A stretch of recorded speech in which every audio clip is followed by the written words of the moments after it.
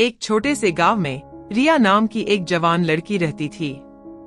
रिया गांव में अपनी दादी के साथ रहती थी और गांव के लोग काफी अच्छे स्वभाव के थे। गांव के लोगों को अपनी दयालुता के लिए जाना जाता था। रिया एक प्यारी बच्ची थी और वो बड़ों का सम्मान करती थी। रिया बहुत ही दयालु थी और वो सभी की मदद करती थी। वो किसी को भी दुख और तकलीफ में नहीं देख पाती थी और सभी की मदद करती थी। उसके इसी अच्छे स्वभाव से कारण वो अपने दादी और गांव की चहेती बच्ची है।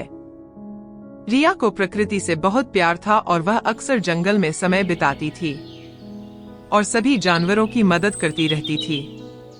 एक दिन रिया जंगल में लकड़ी इकट्ठा करने गई थी। तभी उसकी नजर एक घायल लड़के पर पड़ी। लड़के को काफी चोट लगी थी और उसका हाथ भी टूट गया था और वह दर्द से छटपटा रहा था। चोट के कारण लड़के की याददाश्त खो जाती है और वो अपना नाम, पता सब कुछ भूल जाता है।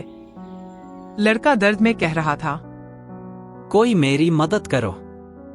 रिया को लड़के पर दया आ गई और उसने उसे अपने घर ले जाने का फैसला किया। पर इस बार एक घायल लड़के को देखकर उसकी दादी भी डर गई और कहा, तुम इस लड़के को घर पर क्यों ले आई हो? कहीं ये घर पर रखने से हमारे कारण मर गया तो भगवान हमें माफ नहीं करेंगे।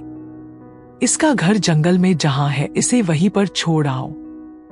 तब रिया दादी से कहती है, दादी, ये लड़का बहुत घायल है और इसका हाथ भी टूट गया है। अगर इसे जंगल में वापस छोड़ आऊंगी तो ये वहाँ पर मर जाएगा या फिर कोई जानवर इसे मार कर खा लेगा। मैं इसे नहीं छोड़ सकती हूँ दादी। ये सब देखकर दादी का भी दिल पिघल गया और वो लड़के को घर पर रखने के लिए मान जाती है। क्योंकि लड़के की याददाश्त चली गई थी और वो अपना नाम भूल गया था, इसलिए रिया ने लड़के को चिंटू नाम दिया और उसकी देखभाल करने लगी। चिंटू धीरे धीरे ठीक होने लगा और रिया के साथ दोस्ती कर ली। वे दोनों अक्सर जंगल में घूमते और खेलते थे। एक दिन गांव में एक भयंकर तूफान आया। रिया और चिंटू डर गए और वे अपने घर में छिप गए। तूफान का असर इतना भयानक था कि रिया का घर टूट गया। रिया और चिंटू दोनों मलबे में दब गए। रिया घायल हो गई थी और उसे बहुत दर्द हो रहा था। चिंटू ने रिया को बचाने की कोशिश की, लेकिन वह खुद भी घायल हो गया। दादी को इस तूफान में बहुत हल्की चोट आई, पर दोनों बच्चों को काफी चोट आई थी। जब तूफान थम गया तो गांव के लोग मलबे को हटाने के लिए आए। उन्होंने रिया और चिंटू को ढूंढ लिया और उन्हें अस्पताल ले गए। रिया और चिंटू दोनों का इलाज हुआ और वे धीरे धीरे ठीक होने लगे। अस्पताल में रहते हुए रिया और चिंटू ने एक दूसरे के लिए अपने प्यार का एहसास किया। जब रिया और चिंटू अस्पताल से वापस आए तो उन्हें पता चला कि उनके घर को फिर से बनाया गया है। गांव के लोगों ने उनकी मदद की थी।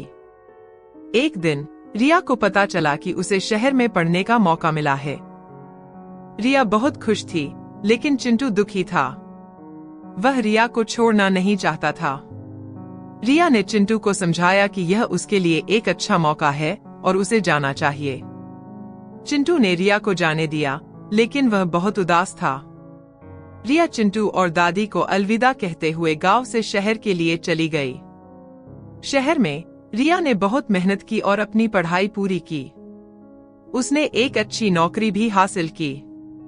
रिया अक्सर चिंटू को पत्र लिखती थी और उसे अपनी कहानियां सुनाती थी। चिंटू भी रिया को पत्र लिखता था और उसे गांव की खबरें सुनाता था। वे दोनों एक दूसरे से बहुत प्यार करते थे और उनकी दोस्ती मजबूत बनी रही। कुछ सालों बाद रिया शहर से वापस गांव लौट आई। वह अब एक सफल महिला बन गई थी। सालों बाद जब उसने अपनी दादी और चिंटू को देखा तो वो खुशी के कारण रोने लगी। चिंटू भी अब एक बड़ा आदमी बन गया था और गांव में एक शिक्षक के रूप में काम कर रहा था। जब रिया और चिंटू मिले तो वे दोनों बहुत खुश हुए। उन्होंने एक दूसरे को गले लगाया और अपनी पुरानी यादों को ताजा किया। रिया और चिंटू बहुत खुश थे और उन्होंने एक साथ रहने का फैसला किया। वे दोनों एक छोटे से घर में रहने लगे। रिया ने अपनी दादी के साथ रहना शुरू कर दिया और चिंटू रिया के साथ ही रहने लगा। रिया इतने साल शहर में रह के भी चिंटू को और न ही गांव को भूली। फिर उन्होंने एक दूसरे से शादी करने का फैसला किया। शादी के बाद रिया और चिंटू एक छोटे से घर में रहने लगे। वे दोनों बहुत खुश थे और उनका प्यार हर दिन मजबूत होता जा रहा था। एक दिन रिया को पता चला कि वह बीमार है। यह एक गंभीर बीमारी थी और रिया को इलाज के लिए शहर जाना पड़ा। चिंटू बहुत चिंतित था, लेकिन उसने रिया का हौसला बढ़ाया। शहर में रिया का इलाज शुरू हुआ। चिंटू अक्सर रिया से मिलने जाता था और उसका ख्याल रखता था। रिया का इलाज लंबा चला, लेकिन धीरे धीरे वह ठीक होने लगी। रिया के ठीक होने के बाद रिया और चिंटू वापस गांव लौट आए। अब वे दोनों बहुत खुश थे। रिया और चिंटू ने मिलकर एक छोटी सी दुकान खोली। वे दोनों बहुत मेहनती थे और उनकी दुकान जल्द ही गांव में लोकप्रिय हो गई। रिया और चिंटू के 2 बच्चे भी हुए, एक लड़का और एक लड़की।